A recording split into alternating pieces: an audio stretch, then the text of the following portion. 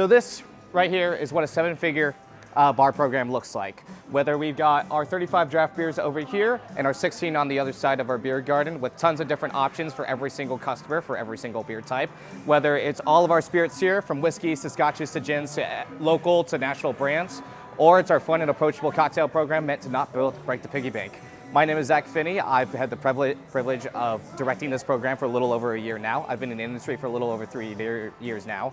I've had the privilege of being the top 100 bartenders here in the United States in World Class competition sponsored by Diageo and the US Bartenders Guild. And this is just a glimpse of what the bar program here at Pinballz Kingdom looks like. Come on, I'll show you the rest. So this is the arcade over here. We've got over 100 different machines over here, from everything from classic arcade games to our pinball machines. It's our namesake, Pinballz Kingdom. But we also got a lot of cool prizes you can win, like either through our ticket games or through our merchandisers, all of our cool stuff. We got our merchandiser wall right over here.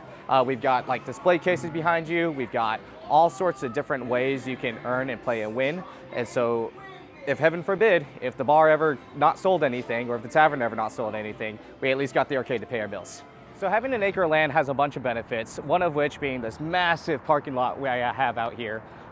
You ever end up in 6th Street and it's impossible to find parking, so you end up having to pay for a garage, or having to find some street several blocks down? Well, we don't have that issue here. We have so much parking space available, and it's not just out here at the front. We got some over at the side too, and if we ever needed to, we got some out back. So a lot of our land is dedicated into making sure everybody has a space to park. So check this out.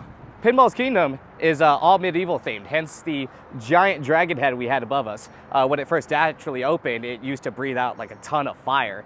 One day we'll get back there, but it's really cool. We got lots of different knights and all sorts of different medieval stuff going on. It's not just our building too. It's also installed in our beverage program, our food program. We get so many customers in here that are just interested in what we accomplish. It's almost, dare I say, kind of tourist trappy. So many people stop by, it's oh cool, we're the massive dragon bar building. When you're in the massive dragon building, I passed by I-35. It's really, really cool. You see all this over here, we'll talk about this here in a minute, but we got a stage here for live events. We got pickleball courts. We got some construction going on. We'll get to talk about that a little bit later. But if you want to follow me this way, I got something really, really cool to show y'all. Right here. And into kind of a behind the scenes, our back parking lot. Walk-in coolers. We got one massive walk-in over here, but we also got 2 different coolers for food and beverage. More additional parking. Amazon's actually doing something really, really cool out here. They rented out this lot. Just one of the many ways people can rent out the space over to us. If you check it out right over here though, we got a carnival in town. So it starts on October 31st, the night of Halloween. Ooh, spooky carnival, I know. And it'll run through a couple of weekends out to November 17th. So they got all sorts of cool rides, carnival games, everything. So they rented out this space to us. With that being said, they got some food a little bit, but we carry most of the cost and most of the revenue on the food and beverage side. So anytime they want a drink or a bite to eat, something along those lines for dinner, they come right through this way. We're gonna open up this gate right here and kind of put out signs, be hey, we got the Dragon Bar right over here. That way people can go out and get some food, get some drink, and go right back out to the carnival. It's all super, super simple. It's meant to maximize as much revenue as possible and meant to engage with the customer as much as possible. Now, earlier you heard me talking about the Dragon Bar. Let me show you something really cool. And it's something we touched on just a little bit earlier.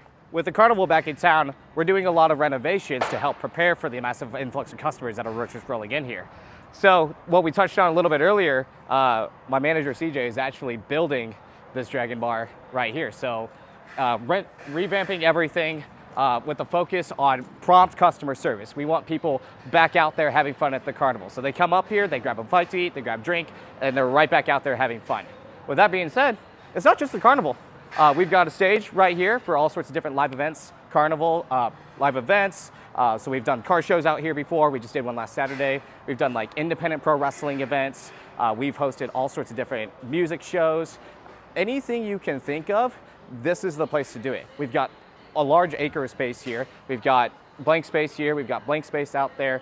There's so much opportunity for us to engage with the customer in a wide of different ways that isn't just our arcade, that isn't just our tavern. And so it's really, really cool. We're getting different events every single week. So check this out. This Dragon Bar is really, really cool. It's super exciting to get to see like a bar built up for the first time. Anybody who's ever like opened a bar or like getting to see it in action when you're like just renting out a new property, it's super, super cool. So let me take you into a little bit of what we got going on in here. This is gonna be our entrance right over here. The goal would be to have 2 separate wells, one over here and one over here. We initially wanted to kind of stretch it all the way out into the wall, but I think what we're gonna do instead is we're gonna use like this bar top and this bar top here. So when you go up to the bar, we've got these little buzzers that'll we'll hand out if you like order food and whatnot. So, and those buzzers can go a really, really far distance. I've been surprised. And so when your food is ready, that buzzer lights up. And so all you have to do is come in either through that way or through that way. We'll pick up that buzzer for you. We'll walk right into the kitchen because that door right over there is the kitchen. And we also got our own heat box right here, and we'll hand it out right to you.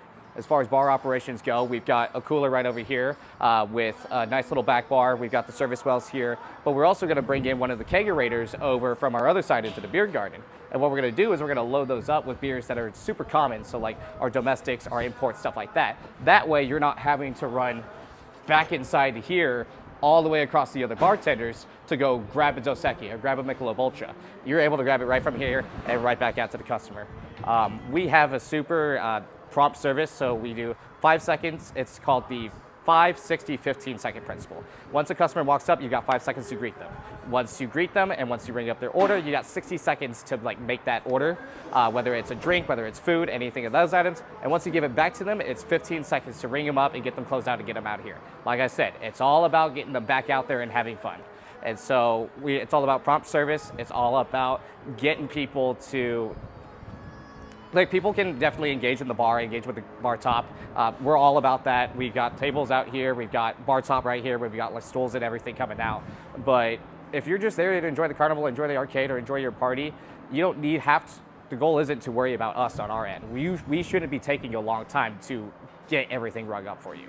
So that's kind of how Pinballz Kingdom works, along with Make's Tavern. We kind of want to jump into bar operations with you a little bit. So in front of these customers over here, we got 3 POS screens. We're a little bit different from how a traditional bar works. It's all to ensure prompt service, right? So instead of the usual 2, 3 board tops with like bartenders trying to scramble to get people's orders, everyone kind of lines up in here with their families and everything else, get their food, get their beverage. What we do is we give them a little buzzer. That way, our food runners aren't having to search our entire acre-long property to try to find customers with their food. Once their buzzer rings, they come right up to us, they get their food, they're jumping right back out there in the arcade, in the events that we got going on, et cetera, et cetera.